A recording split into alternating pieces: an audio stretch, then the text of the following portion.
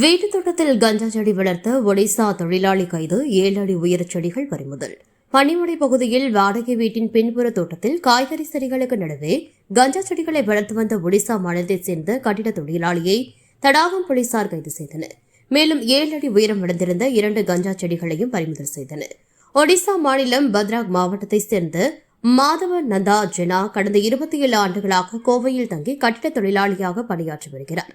அவர் தனது மனைவியுடன் பன்னிமடை கணேஷ் நகர் பகுதியில் உள்ள ஒரு வாடகை வீட்டில் கடந்த 4 ஆண்டுகளாக வசித்து வந்துள்ளார்.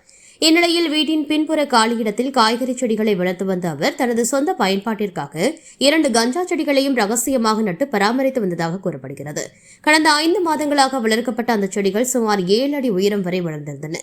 குடியிருப்பு பகுதியில் கஞ்சா செடிகள் வளர்க்கப்படுவதாக கிடைத்த ரகசிய தகவலின் பேரில் தடாகம் காவல் நிலைய ஆய்வாளர் சுமதி தலைமையிலான போலீசார் சம்பவ இடத்தில் திடீர் சோதனை மேற்கொண்டனர்.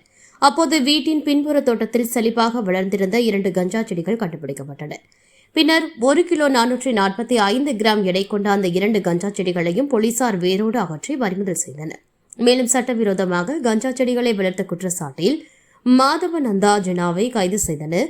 இந்த சம்பவம் தொடர்பாக தடாகம் காவல் நிலையத்தில் NDPS சட்டத்தின் கீழ் வழக்கு பதிவு செய்யப்பட்டு விசாரணை நடைபெற்று வருகிறது. வீட்டு தோட்டத்திலேயே கஞ்சா செடிகளை வளர்த்த சம்பவம் கோவை பகுதியில் பரபரப்பை ஏற்படுத்தியுள்ளது.